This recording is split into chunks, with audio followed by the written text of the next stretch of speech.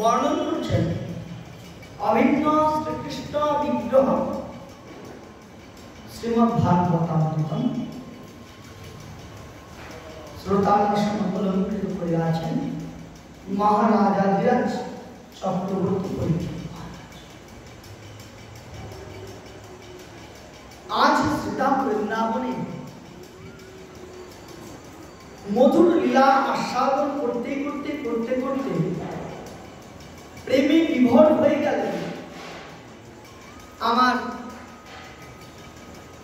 सुखदेव गोस्वामी चरण तिनी आस्वादन कराচ্ছেন আর করছেন রাজাধিরাজ চক্রবর্তী সুখদেব পরীক্ষিত মহারাজ। সুতরাং এই যে তাদের যে দুজনার মেলবন্ধন এক অপূর্ব দর দর ধারে অশ্রু বিগলিত হচ্ছেন আমার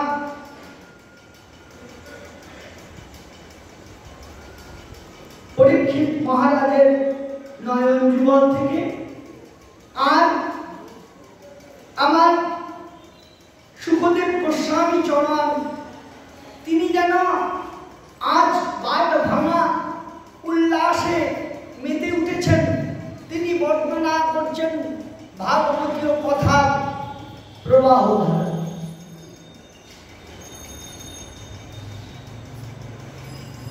গতকাল আমরা আস্বাদন করেছিলাম যে বৃন্দাবনে কিভাবে ভগবান গয়লাবাড়ির উঠানের মধ্যে গলাগলি দিচ্ছেন। কেন দিচ্ছেন, কি কারণে দিচ্ছেন, তাদের প্রেমটা কেমন, বলে তাদের প্রেমটা সত্যাত্মক সত্য সত্যাত্মক প্রেম। সত্যাত্মক প্রেম শতগুণ যুক্ত যে প্রেম তার নাম সত্যাত্মক প্রেম। সেই শুদ্ধ সত্তাকে যে প্রেমটা বলা, সেই প্রেমের প্রবাহ দ্বারা বৃন্দাবনে প্রবাহিত হচ্ছে বলে বৃন্দাবনকে বলা হচ্ছে মাধুর্য নিকেতন বৃন্দাবন। আর কোথাও তো বলা হয় না মাধুর্য নিকেতন, একমাত্র বৃন্দাবনের বেলা বলা হয় মাধুর্য নিকেতন বৃন্দাবন। আর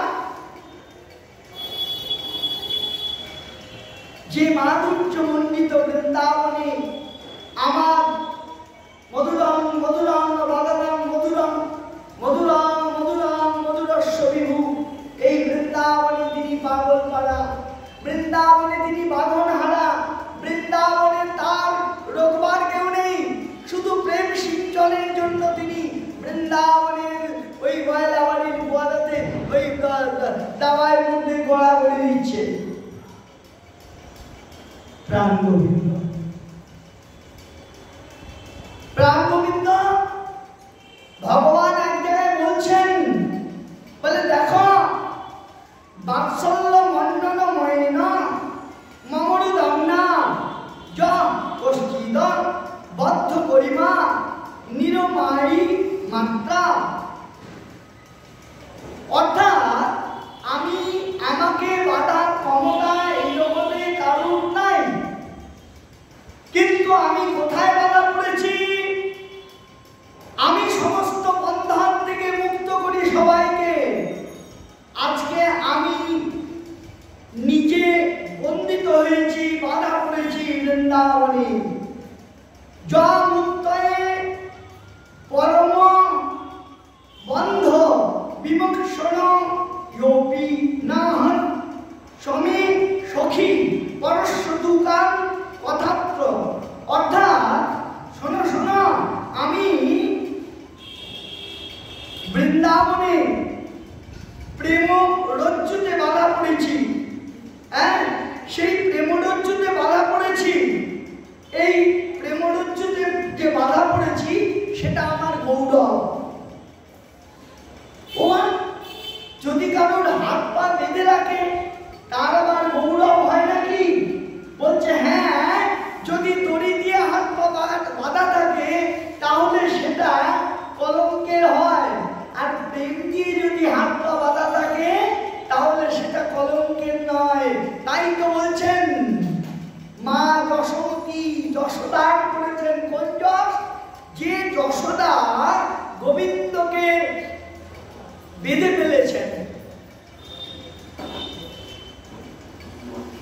সেই বাধা পড়া গোবিন্দ, সেই বৃন্দাবনের আমার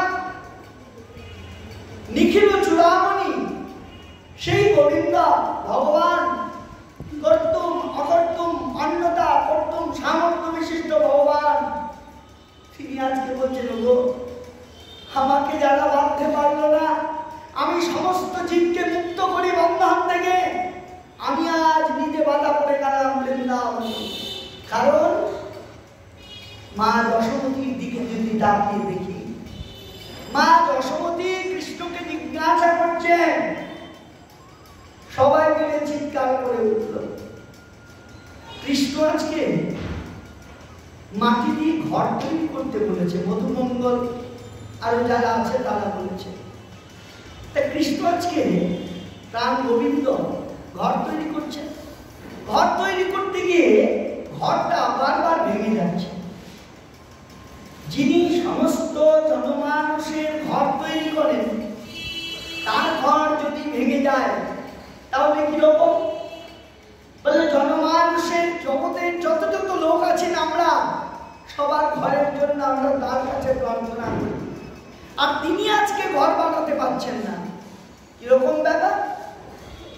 বৃন্দাবনের প্রেম। বাবা ছেলেকে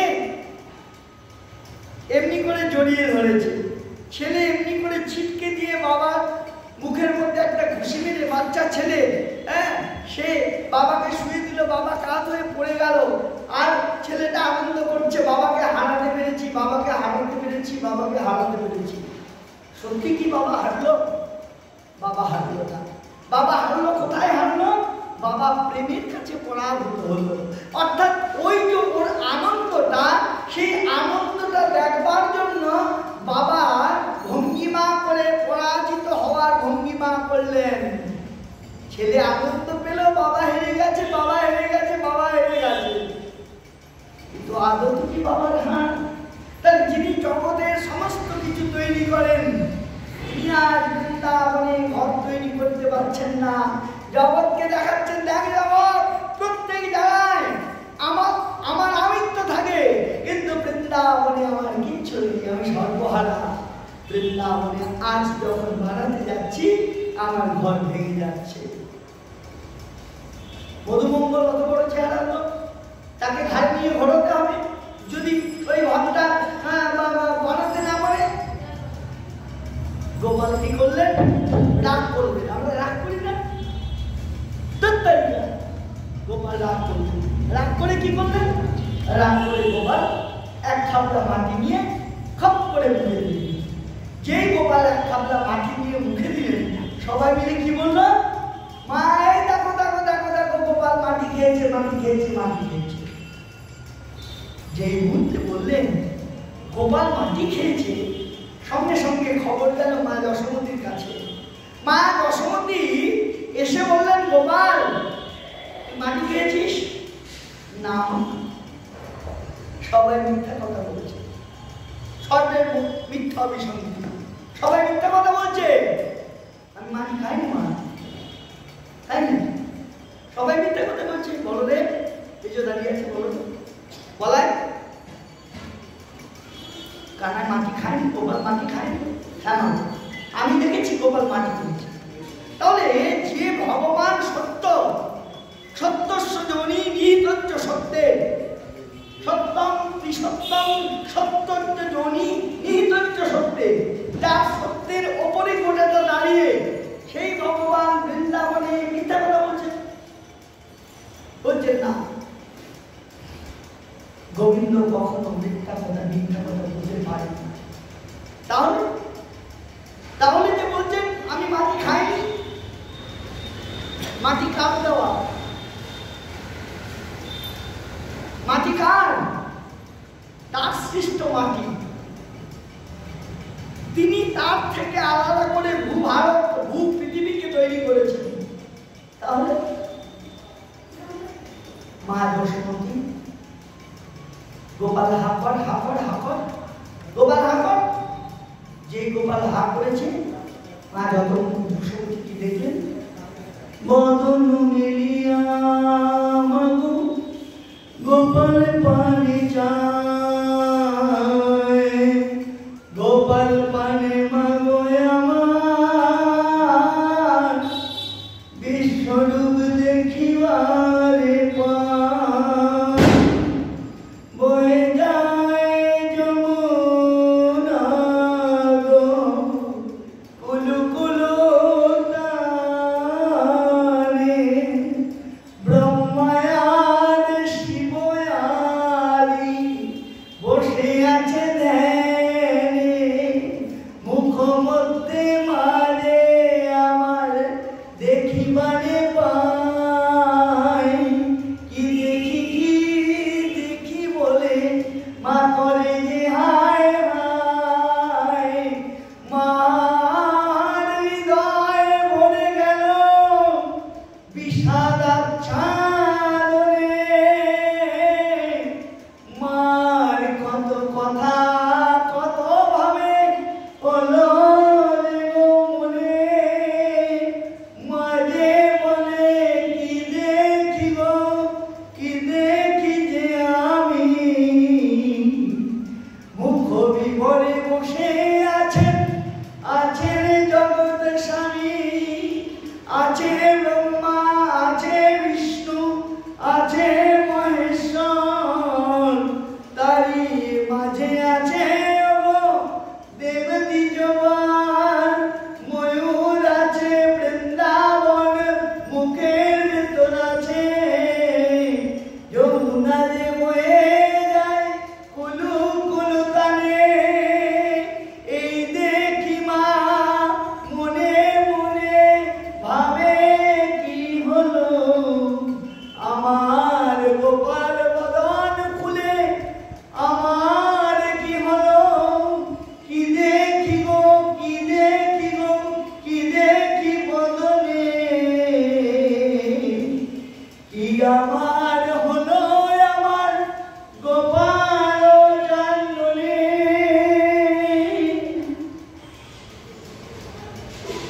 মুখটা খুলে মা দেখলেন ব্রহ্মা বিষ্ণু মহেশ্বর, পাহাড় পর্বত জঙ্গল বৃন্দাবন যমুনা, এমনকি মা যে কানটি ধরে আছেন এমনটা এমনি করে সেই কানটি ধরা অবস্থায় মা তার মুখের ভেতরে দেখলেন। আবার কি দেখলেন? মা যে বিশ্বরূপটা দেখলেন সেই বিশ্বরূপটা হচ্ছে অনন্ত অনন্ত অনন্তময়। বিশ্বরূপ কে দেখেছিল? বিশ্বরূপ কে দেখেছিল? মা যশোমতী দেখেছিল। আর কে দেখেছিল? অর্জুন দেখেছিল। তাহলে দুজনাই বিশ্বরূপ দেখেছিল, কিন্তু পার্থক্যটা কোথায় হলো? মায়ের বিশ্বরূপ দেখার সঙ্গে অর্জুনের বিশ্বরূপ দেখার পার্থক্যটা কি হলো? বলে মা যে বিশ্বরূপটা দেখলেন, দেখবেন কাপড়ের দোকানে গেলে ওই কাঁথান সিল্ক নাকি সব বলে, দু রকম আছে, একটা ডুপ্লিকেট একটা অরিজিনাল। যেটা অরিজিনাল সেটার দাম কত? ওইটা 12,000, 12,500 মধ্যে আপনার এসে যায়। আর একটা ওই রকমই শাড়ি দেখানো, এটা কত? বলে এটাই 1200। তাহলে কোথায় 1200 আর কোথায় 12,000? তাহলে কাপড় তো একই, বিশ্বরূপ তো একই, দুজনেই দেখেছেন। পার্থক্যটা কোথায় হলো? কোয়ালিটির পার্থক্য। মা যশোমতী যে কোয়ালিটির বিশ্বরূপ দেখেছেন অর্জুন সেই কোয়ালিটির বিশ্বরূপ দেখতে পারেন না। মায়ের কোয়ালিটিটা হচ্ছে কাঁথাচ্ছে অরিজিনাল। মা যে বিশ্বরূপ দেখেছেন তারটা হচ্ছে অনন্ত অনন্ত অনন্তময়। আর অর্জুন যে বিশ্বরূপ দেখেছে সেটা হচ্ছে অনন্ত বিশ্বরূপ। তাহলে অনন্ত অনন্ত অনন্তময় আর অনন্ত বিশ্বরূপ দুটোর মধ্যে তফাৎ কি? অর্জুন যখন গোবিন্দ বারবার করে অর্জুনের সামনে রক্ত প্রবেশ করছেন, অর্জুন বারবার করে নিরাশ করে দিচ্ছেন গোবিন্দকে। তারপরে গোবিন্দ কি করলো? গোবিন্দ দেখলেন যে এবার আমাকে সেই রূপ দেখাতে হবে। যে রূপ গোবিন্দ দেখাবেন সে রূপ নেওয়ার মতো ক্ষমতা তো অর্জুনের নেই।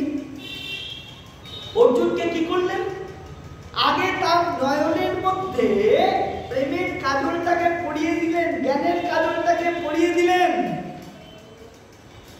তারপরে কি করলেন? আমরা ওই আমাকে যদি আপনি খালি চোখ করে দেন আমি আর কিছু দেখতে পাবো না।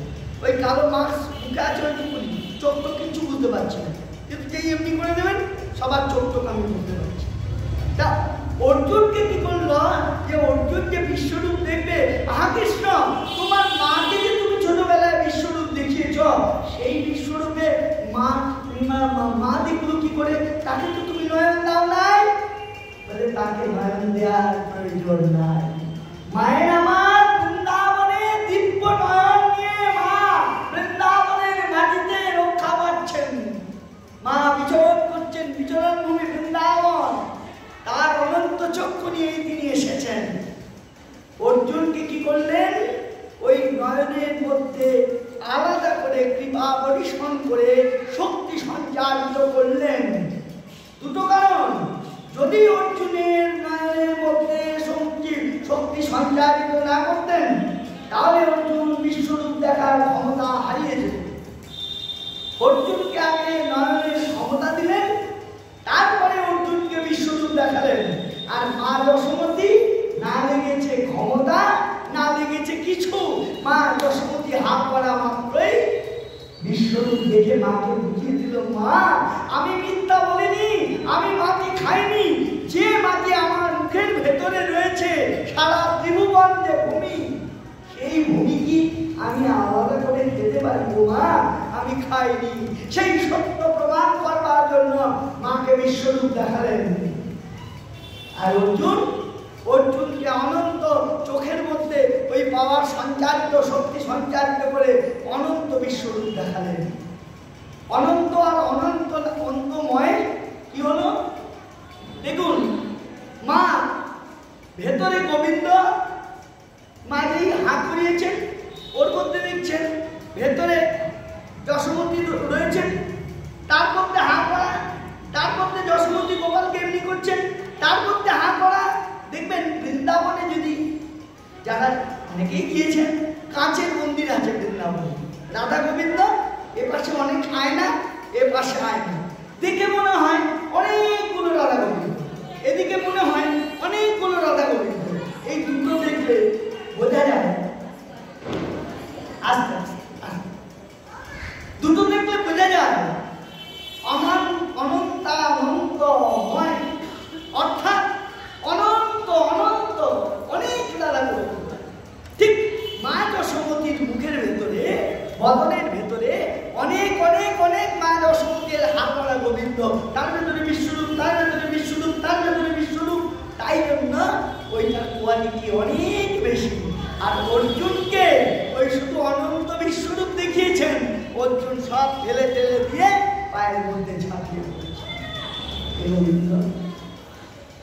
আমি তোমাকে বুঝতে পারিনি, আমি তোমাকে অনুভব করতে পারিনি। কি হলো? দুজনার দুরকম অবস্থা হলো। কি হলো? বলে মা যশোমতীর অবস্থা হলো কি? বলে মা যশোমতীর কি অবস্থা হলো? মা যশোমতী বিশ্বরূপ দেখলেন, দেখার পর মা যশোমতীর অবস্থা কি হলো? মা মনে মনে করলেন, না আমি ভালো না, আমি গোপালের মা, আমি অহংকার করি, আমি গোপালের মা, আমি রাজরানী, আমি নন্দরানী, আমি অহংকার করি।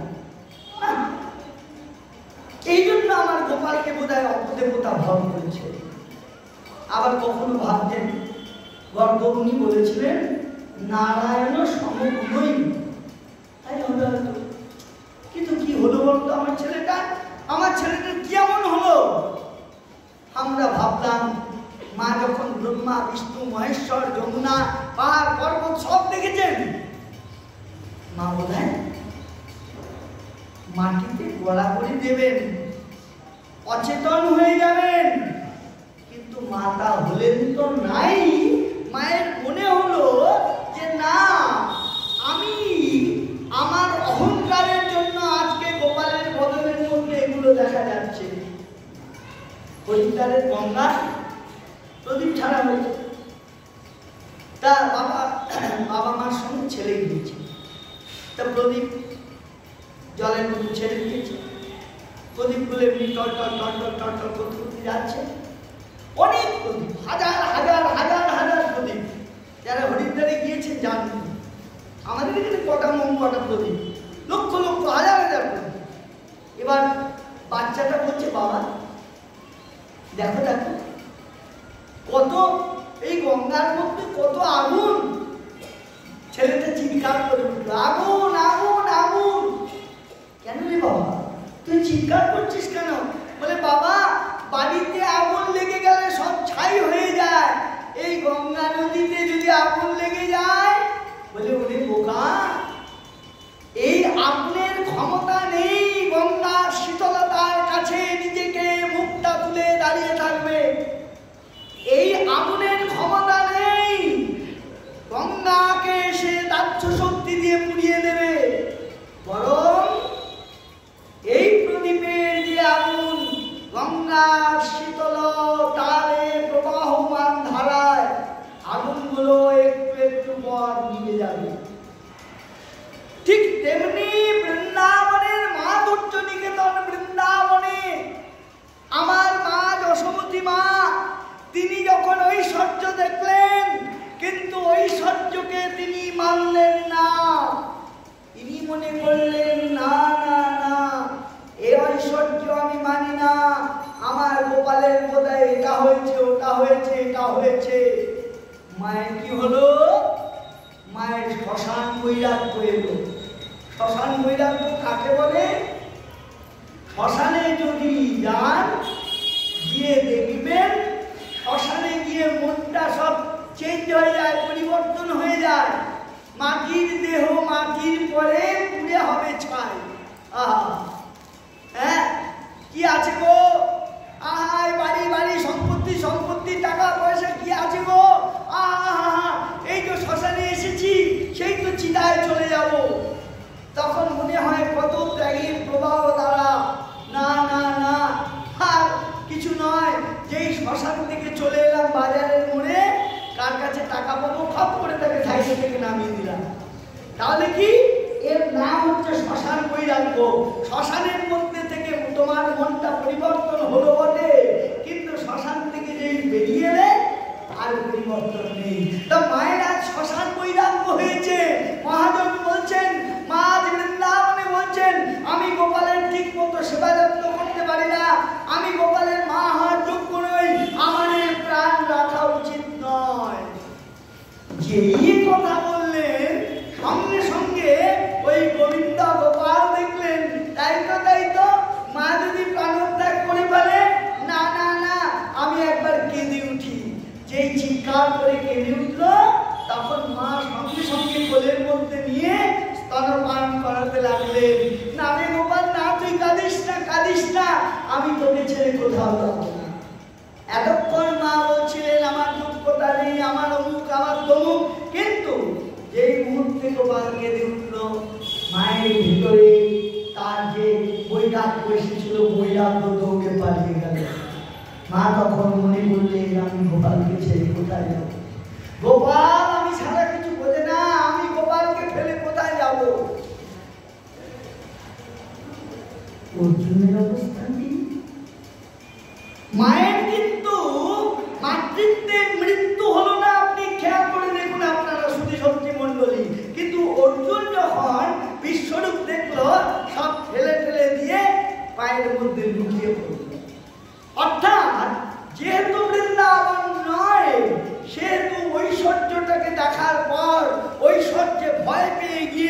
আতঙ্কিত হয়ে পায়ের মধ্যে লুকিয়ে পড়ে বললেন, ও আমি চিনতে পারিনি তোমাকে। বন্ধুত্বের এতক্ষণ ওই অর্জুন কি করছিলেন? কৃষ্ণের সখা, কৃষ্ণ যেমন হবে না, যার জন্য বলি ওই দেখবেন আমরা বন্দনায় বলি গুরু বন্দনায়, হ্যাঁ, গুরু নিন্দুকে মুখ কবুনা হিলবে, যেটা হয় কবু নিন্দা সেটা না যাইবে, হেন গুরু পাদ পদ্ম করহ বন্দনা, যাহা হইতে খুঁজে বাই সকল যন্ত্রণা। কিন্তু এই গুরুকে আমরা মনে করি গুরুদেব, এও খায় আমিও খাই, গুরুদেব মালা ছোলা নিয়ে বসে থাকে, আমি না বাইরে নিয়ে বসে থাকি। কিন্তু তা নয়।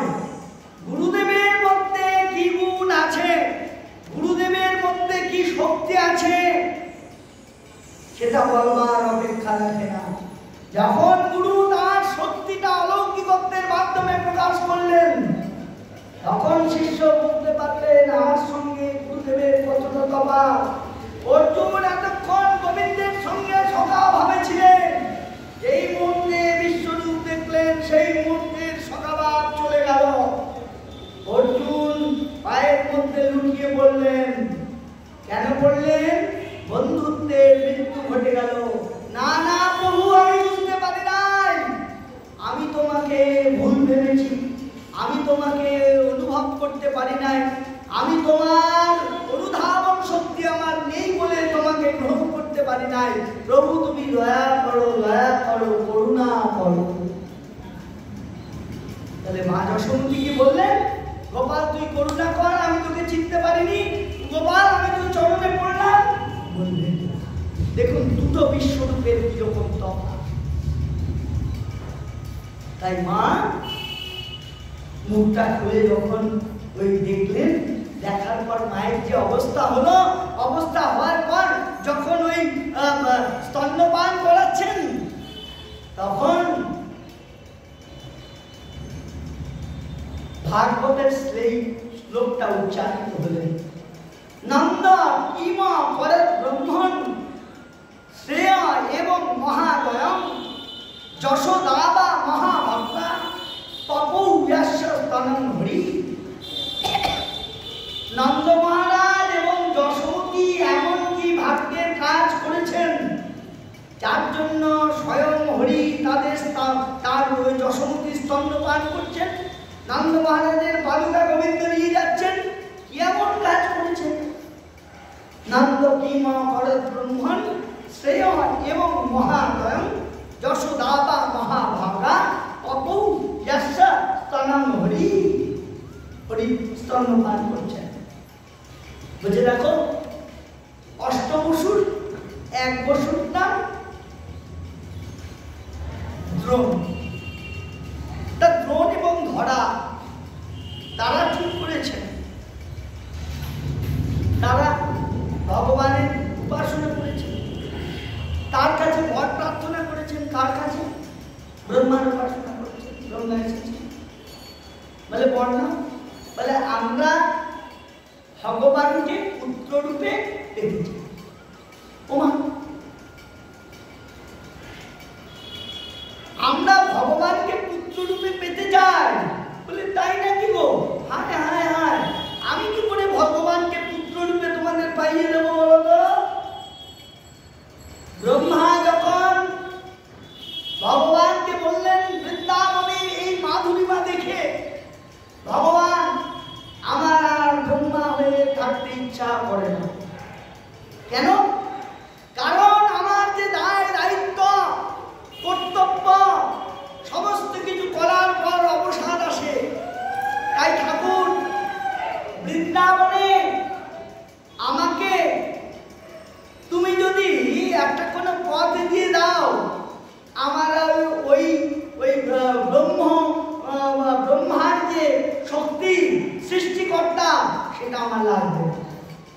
আমাকে আমার ক্ষমতা থেকে অব্যাহতি দিয়ে তুমি আমাকে বৃন্দাবনের কিছু করে দাও। ব্রহ্মা, তুমি এমন ভাগ্য করনি যে ভাগ্য করলে পরে বৃন্দাবনে বিচরণ করা যাবে। বৃন্দাবন তুমি দর্শন করতে পারো, বৃন্দাবন তুমি স্পর্শ করতে পারো, কিন্তু বৃন্দাবনে তোমার লীলা খেলা হবে এটা অসম্ভব নয় ব্রহ্মা। এর জন্য যে কাজ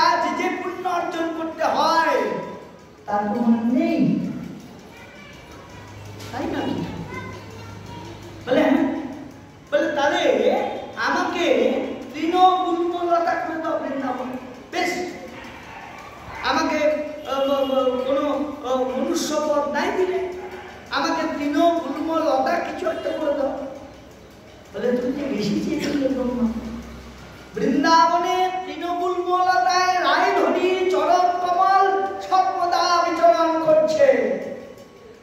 রাধা চরণ পাওয়ার জন্য তৃণগুল্মলতা তারা প্রতিদিন অপেক্ষা করে আছে। হে রাধা রানী, কখন তুমি আমাদের তোমার চরণ দিলে? কিন্তু সে সৌভাগ্য তো তোমার হবে না ব্রহ্মা। তৃণগুল্মলতা তোমাকে আমি করতে পারবো না, তৃণগুল্মলতা হতে পারবো না, আমি বেশি চেয়ে ফেললাম। আচ্ছা বেশ, তৃণগুল্মলতা না করো, আমাকে এক কাজ করো, ওই যে বৃন্দাবনের যারা হরিজন, যাদের বলে ভাঙি, সেই হরিজনের পল্লী, অর্থাৎ আমাদের এখানে যে হরিজন পল্লী আছে বলে, সেই হরিজন পল্লীতে একটা পাথর করে দাও। রাধা রানীর চরণ পরশ আমি নাই বা পেলাম, যারা রাধা চরণ পরশ পায় তাদের চরণ পরশ পাবো আমি, আমাকে করে দাও। তাই নাকি? তাহলে বৃন্দাবনে ওই হরিজন পল্লীর একটা পাথর হওয়ার জন্য কতখানি উৎসাহ আমার ব্রহ্মা। কেন? অঙ্গে মাখো, মাখরে এই তো ব্রজের ধুলা, তুলা নয়, ধুলা নয়, গোপী পদ রেণু, এ ধুলা মাখিতে যায় নন্দের বেটা কানু। সংকীর্তনের ধুলা যদি পরে পরে পাপির গায়ে, নাচিতে নাচিতে পাপি ব্রজ হয়ে যায়। তাহলে অঙ্গে মাখো, মাখরে এই তো ব্রজের ধুলা। সেখানে একটা পাথর হতে চাইছেন ব্রহ্মা, হরিজন পল্লীর হতে পারবেন না। বলে না, বৃন্দাবনে কোনো কিছুর বিচার নাই, বৃন্দাবনে হরিজনই হোক আর মুদিখানা দোকানওয়ালাই হোক আর যেই হোক না কেন, বৃন্দাবনে যারা বাস করে সবার নাম ব্রজবাসী। সেই ব্রজবাসী তাদের ওই চরণের স্পর্শ পাওয়া মানে জীবনটাকে ধন্যাতি ধন্য করে ফেলা, তাই নাকি? নবদ্বীপে জগন্নাথ দাস বাবা, সিদ্ধ জগন্নাথ দাস বাবা, তিনি ভজন কুঠিরে তার সিদ্ধপীঠ ছিল। তিনি বৃন্দাবনে ছিলেন, বৃন্দাবনে তার শিষ্যকে নিয়ে, বিহারীকে নিয়ে ঘুরে ঘুরে বেড়াতেন। একদিন ওই হরিজন পল্লীর কয়েকজন ভাঙি মাথায় করে বৈষ্ণব সেবার উচ্ছিষ্ট প্রসাদ নিয়ে যাচ্ছিলেন। তখন ওই সিদ্ধ জগন্নাথ দাস বাবা বললেন, ও মা, তোর একটু নামারে নামা ঝুড়িটা। যেই ঝুড়িটা নামিয়েছেন, ঝুড়িটা থেকে প্রসাদ নিয়ে ওই জগন্নাথ দাস বাবাজি, তিনি মহারাজ, তিনি প্রসাদটা গ্রহণ করেছেন। চারিদিকে হই হই পড়ে গেল। সিদ্ধ জগন্নাথ দাস বাবা তিনি কিনা ওই বাঙির ঝুড়ি থেকে খাবার নিয়ে এটো খাবার খেয়েছেন। জগন্নাথ দাস বাবার কানে খবর গেল। বলে, ওরে, যারা বৃন্দাবনের থেকে বিচার করতে শিখেছ তাদের বৃন্দাবনে থাকার কোনো যোগ্যতা নেই। বৃন্দাবনে কোনো বিচার চলে না। একজন বৈষ্ণব ভেক নিয়ে তিনি গুরুদেবের কাছ থেকে গিয়ে তিনি গেলেন। গুরুদেব বললেন, শোনো, বৃন্দাবনে ভজন করা সহজ ব্যাপার নয়। বৃন্দাবনে যদি তুমি ভজন করো তাহলে বৃন্দাবনের 3টে ব্রজবাসীর জায়গা থেকে তোমাকে ভিক্ষা শুরু করতে হবে মাধুপুরি। 3 জায়গার মাধুপুরি নিয়ে যদি তুমি গ্রহণ করো তবে তোমার বৈষ্ণব জন্ম শুরু হবে। তখন ওই বৈষ্ণব প্রথমে এক জায়গায় গেলেন পেলেন, দ্বিতীয় জায়গায় গেলে পেলেন, তৃতীয় জায়গায় গিয়ে তিনি চিৎকার করছেন, মাই ব্রজমাই শোনো না, আমাকে কিছু মাদুকুরি দাও। সঙ্গে সঙ্গে কিছুক্ষণ পর আসছি আসছি আসছি আসছি বলতে বলতে ওই ব্রজমাই এলেন। যিনি মাদুকুরি নেবেন তিনি দেখলেন ওই জঙ্গল থেকে বাহ্যবৃত্ত করতে করতে চলে এলো। রুটিটা দেওয়ার পর রুটিটা ড্রেনের কাছে ফেলে দিয়ে, নর্দমার কাছে ফেলে দিয়ে চলে গেলেন। রাতের বেলা শব্দ দেখালেন, ওরে বৈষ্ণব, তুই বৃন্দাবনে এসেছিস ভজন করতে, যদি বৃন্দাবনে তুই ভজন করতে আসিস তাহলে রাধারানীর আনুগত্য না নিয়ে, ব্রজবাসীর আনুগত্য না নিয়ে তোর কিছু হবে না। ওরে ব্রজবাসীর তুমি বিচার করতে গেলে। রাধারানী স্বয়ং এসে কালে একটি চট দিয়ে চলে গেলেন। বললেন, সকালবেলা উঠে তুমি দেখবে চপেটা ঘাট, আর তুমি ওই নর্দমার কোনায় যে রুটিটা দেওয়া আছে সেই রুটিটা নিয়ে এসে তুমি গ্রহণ করবে। কাঁদতে কাঁদতে উঠে বললেন বৈষ্ণব, চিৎকার করতে করতে গেলেন, রাধে রাধে করতে করতে ওই রুটিটা নিয়ে বলল, রাধারানী আমি তো বুঝতে পারিনি যিনি ওই রুটিটা দিয়েছিলেন তিনি সাক্ষাৎ রাধারানী। অদ্যপ্য সেই লীলা করে গৌর রায় কোন কোন ভাগ্যবান দেখিবারে পায়। লীলা নিত্য মাধুর চরিত্র নব নব ভাবে এখনো আমাদের সেই লীলা খেলা দেখা।